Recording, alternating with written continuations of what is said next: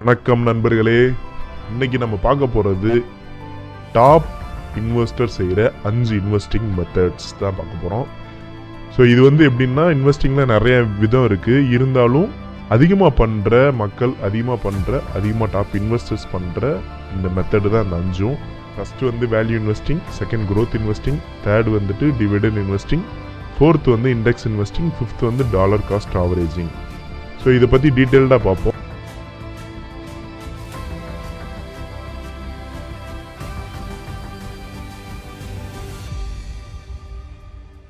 இந்த வேல்யூ இன்வெஸ்டிங்னா என்னன்னு பார்த்தீங்க அப்படின்னா, இந்த ஸ்ட்ராட்டஜி எப்படின்னா ஒரு அண்டர் வேல்யூ ஸ்டாக்ஸை ஃபண்டமெண்டல் அனாலிசிஸ்லாம் பண்ணி அண்டர் வேல்யூ ஸ்டாக் எடுத்துட்டு அது நல்ல வேல்யூ அதிகமானதுக்கப்புறம் அதை செல் பண்ணுறது. இது எப்படின்னா வாரன் பஃபட்டோட ஐடியா.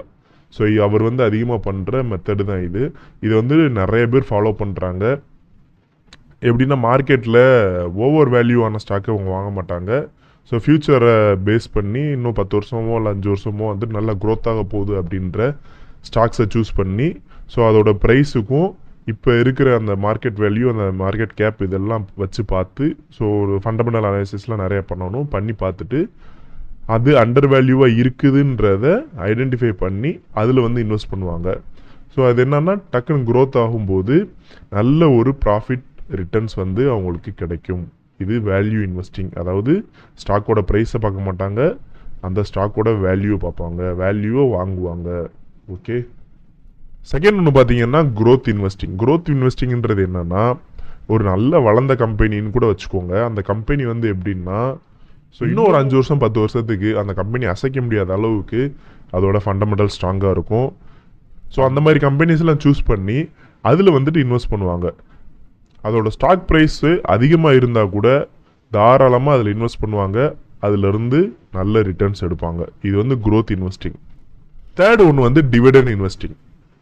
இது உங்களுக்கு தெரிஞ்சது தான். எந்த கம்பெனிஸ் நிறையா அவங்களோட ஸ்டாக் ஹோல்டருக்கு டிவிடெண்ட் கொடுக்குறாங்களோ அந்த மாதிரி கம்பெனியெல்லாம் சூஸ் பண்ணி இவங்க நிறைய இன்வெஸ்ட் பண்ணுவாங்க.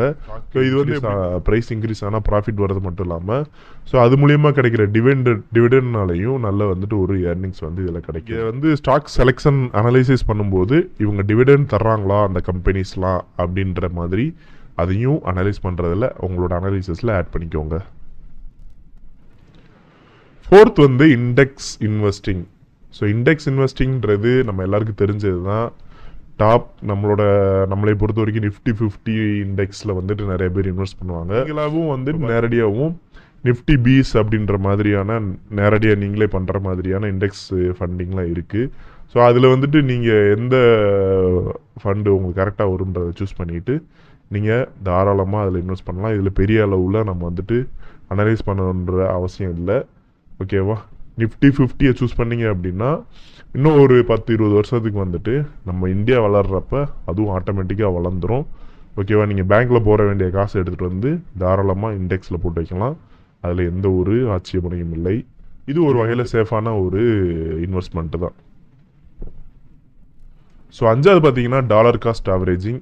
டாலர் காஸ்ட் ஆவரேஜிங்ன்றது இந்த ஸ்ட்ராட்டஜி எப்படின்னா, நம்ம ஒரு ஸ்டாக்கை சூஸ் பண்ணியிருக்கோம் அப்படின்னா அந்த ஸ்டாக்கோட ப்ரைஸ் எல்லாம் பார்த்து நம்ம பை பண்ணியிருப்போம்.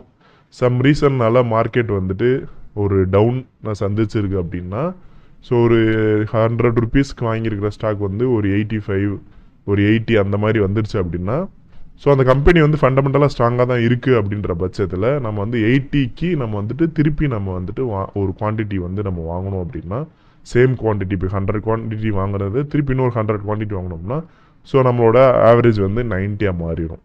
ஓகேவா, இப்படி நம்ம நம்ம ஆவரேஜ் பண்ணிகிட்டே போகிறப்ப ஒரு டைமில் நல்லா டவுன்லேயே போய்கிட்டு ஒவ்வொரு டவுன்லேயும் நம்ம கொஞ்சம் கொஞ்சமாக பை பண்ணி ஸோ அடுத்து ரிட்டர்ன் ஏறும்போது நமக்கு ஜஸ்ட்டு கொஞ்சோண்டு நம்ம அதுக்கு அப்பானாலே போதும், நமக்கு நல்ல ஒரு ரிட்டர்ன் நமக்கு கிடைக்கும். ஏன்னா மார்க்கெட்டில் பெரும்பாலும் இந்த மாதிரி 5 டைப்பில் அதிகமாக பண்ணுவாங்க. அதுக்கு மேலே நிறையா இன்வெஸ்டிங் மெத்தடும் இருக்குது. ஸோ இது டாப் 5 தான் நான் சொல்லியிருக்கிறது. ஸோ இதில் உங்களுக்கு எது சூட்டபுளாக இருக்குன்றத கமெண்டில் சொல்லுங்கள். ஸோ இது போக உங்களுக்கு வேறு என்னென்ன ஐடியாஸ்லாம் இருக்குதோ இன்வெஸ்டிங் மெத்தடில் அதையும் நீங்கள் கமெண்டில் சொல்லுங்கள்.